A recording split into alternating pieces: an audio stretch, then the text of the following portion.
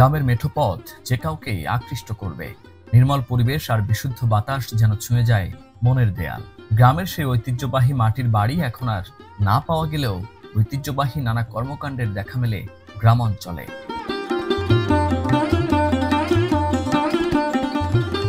তার মধ্যে অন্যতম পরিবারের সবাই মিলে মুড়ি ভাজা, একেবারে হাতে ভাজা মুড়ি।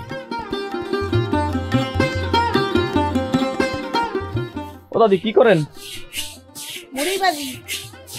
মুড়ি কিভাবে ভাজতে একটু বলেন তো? চাউল ভাজ দিয়ে বালি গরম করতে চাল হচ্ছে বালির মধ্যে ডেলি দিতে দিয়ে তারপর জাকাই মুড়ি ডেলি দিতে। গ্রামের বাড়িতে বাড়িতে মুড়ি ভাজার এই কার্যক্রম শীত মৌসুমেই চলে বেশি। পৌষ আর মাঘ মাস জুড়ে মুড়ি ভাজি করে তা সারা বছরের জন্য সংগ্রহ করে রাখেন বাড়ির গৃহিণীরা।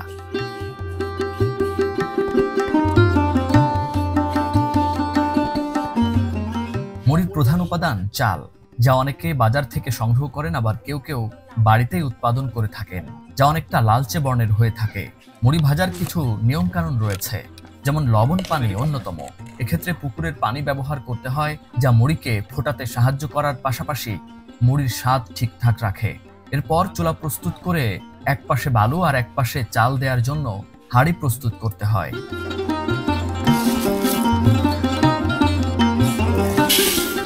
250 গ্রাম চাল হাঁড়িতে দিয়ে এভাবে বারবার নাড়তে হবে।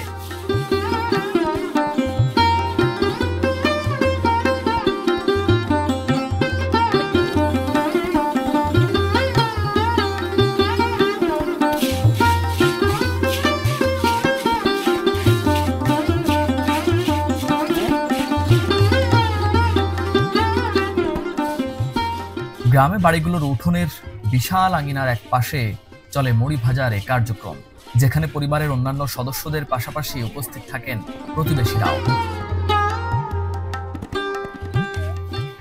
এটা কি পুকুরের পানি? হ্যাঁ, পুকুরের পানি দিতে হয়। না দিলে হয় না? না, টিউবওয়েলের পানিতে ফোটে না চাল। আর এতে করে ওই যে শুকতে হয়।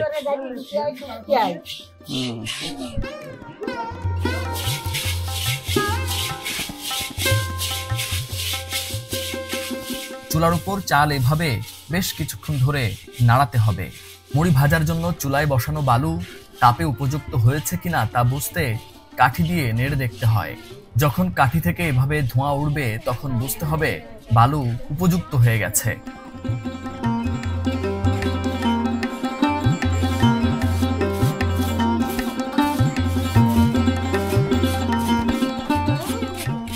এরপর চুলায় নাড়তে থাকা চাল গরম বালুর মধ্যে দিয়ে বাউলির সাহায্যে ঝাঁকালেই মুড়ি হয়ে যাবে।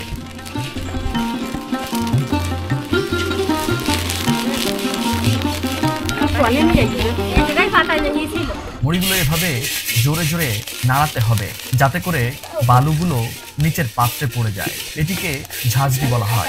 তবে মুড়ি ভাজার পুরো এই কাজটি অভিজ্ঞতার উপর নির্ভর করে, তাই পরিবারের অভিজ্ঞ মানুষটিকেই এই কাজের প্রধান দায়িত্ব দেয়া হয়ে থাকে।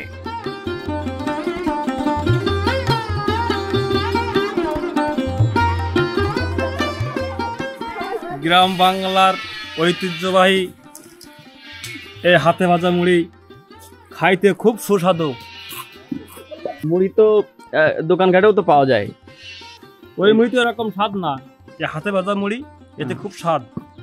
আচ্ছা, তার মানে আপনাদের কি বাড়ি বাড়ি সব এরকম হাতেই ভাজে? সবাই হাতে ভাজে। তার মানে আপনারা কিনেন না? না, এই স্বাদ থেকে কি ওই দোকানের মুড়ি কি হবে? ভালো লাগবে খাইতে? আমি একটু খেয়ে দেখি কেমন।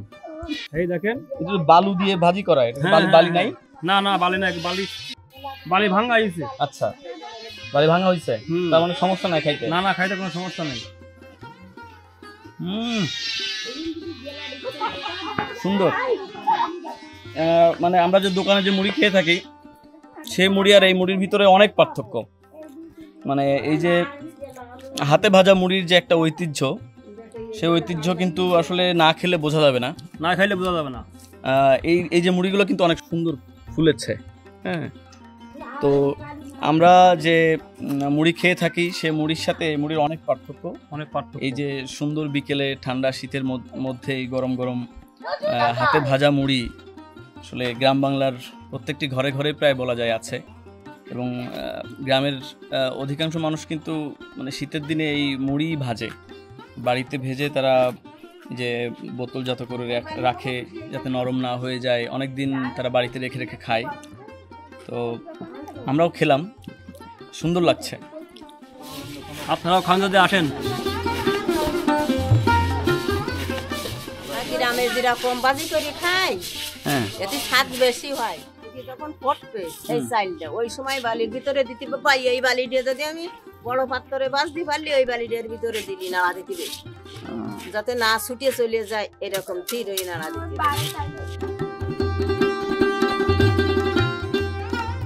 গ্রামের গৃহিণীদের মুড়ি ভাজার এই নৈপুণ্য দেখে আমি সত্যি অভিভূত। কি মাধুর্য দিয়ে মুড়ি বানাচ্ছেন গ্রামের নারীরা, যেন বাঙালি নারীর এক প্রতিচ্ছবি। মুড়িকে আরো সাদা ও আকর্ষণীয় করতে অনেকেই এতে ইউরিয়া কিংবা বিভিন্ন রাসায়নিক ব্যবহার করে থাকেন, কিন্তু গ্রামের নারীদের হাতে তৈরি এসব মুড়িতে তার ছিটে ফোঁটাও নেই। সম্পূর্ণ ভেজাল মুক্ত মুড়ি ভাজা। ভেজাল মুক্ত এমন মুড়ির মতো বাংলার সকল খাবারই যেন হয় নির্ভেজাল, সেই কামনা সবার কাছে।